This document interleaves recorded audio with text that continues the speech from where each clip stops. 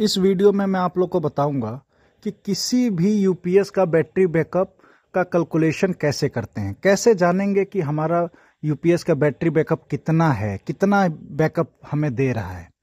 तो बहुत ही आसानी से मैं आप लोगों को समझाऊंगा कि इसका कैलकुलेशन कैसे करते हैं, और साथ में ये भी बताऊंगा कि यूपीएस क्या होता है, इसको हम क्यों यूज करते हैं प्लांट्स में। तो चलिए देर न करते हुए वीडियो को स्टार्ट करते हैं।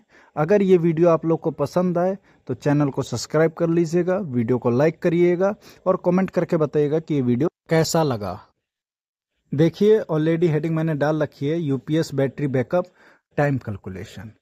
तो यही हमारा मेन टॉपिक है, लेकिन इसके साथ में मैं बताऊंगा कि यूपीएस क्या होता है, व्हाट इज यूपीएस। यूपीएस का फुल फॉर्म देखिए मैंने आगे लिख दिया है कि यूपीएस का मतलब होता है अनइंटरप्टेबल पावर सप्लाई, और इसका यूज क्या है साथ में ये भी बताऊंगा।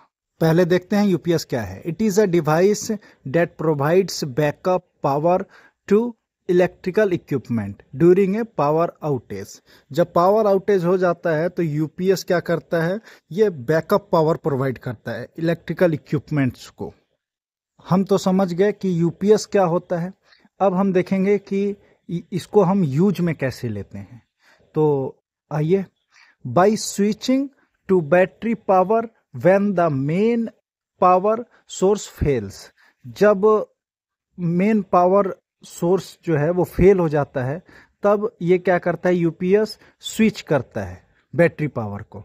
तो वो मेन पावर से बैटरी पावर पे चला जाता है, तो वो बैकअप सोर्स प्रोवाइड करने लगता है। तो इस तरीके से हम इसका यूज करते हैं। अब मैं आप लोग को बताऊंगा कि यूपीएस बैटरी बैकअप टाइम कैसे कैलकुलेट करते हैं। तो पहले फार्मूला देखते हैं, बैकअप टाइम एस्टिमेशन फार्मूला जो है। तो बैक टाइम जो है वो किस में आएगा, आवर में आएगा जब हम कैलकुलेट करेंगे। अब फार्मूला देखते हैं कि फार्मूला क्या होता है इसका।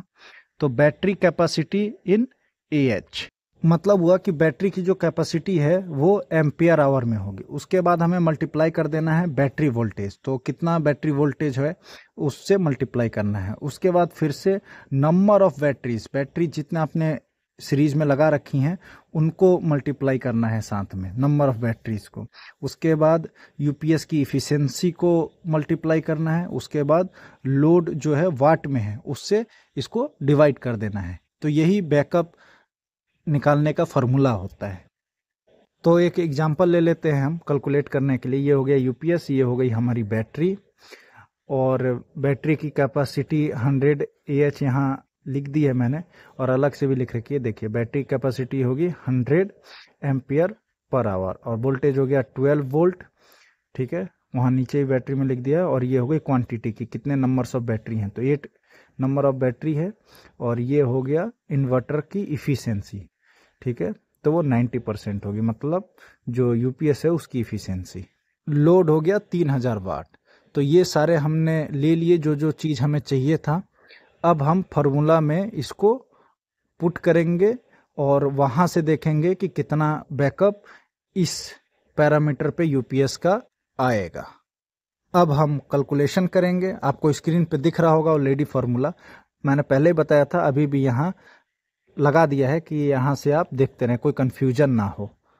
सबसे पहले हमें बैटरी की कैपेसिटी को पुट करना है, तो हमने डाल दिया वैल्यू 100। उसके बाद हमें बैटरी के वोल्टेज की वैल्यू पुट करनी है, तो हमने पुट कर दिया 12। उसके बाद क्वांटिटी पुट करनी है बैटरीज की, तो हमने पुट कर दी 8। उसके बाद इफिशिएंसी की वैल्यू डालनी है, तो हमने डाल दी 0.9, 90% इफिशिएंसी थी।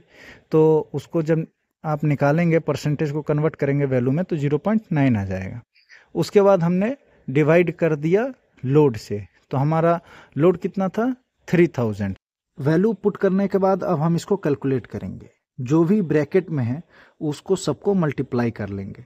तो मल्टीप्लाई करने के बाद हमारा वैल्यू आएगा 8640। उसके बाद उसको डिवाइड कर देंगे हम लोड से। लोड हमारा है 3000, तो उससे डिवाइड कर देंगे, तो वो वैल्यू हमारी आवर में आ जाएगी। वैल्यू आएगी 2.88 आवर में। आवर से अगर हमें मिनट में कन्वर्ट करना है तो हम क्या करेंगे कि जो हमारी वैल्यू आई है 2.88, उसको हम 60 से मल्टीप्लाई करेंगे।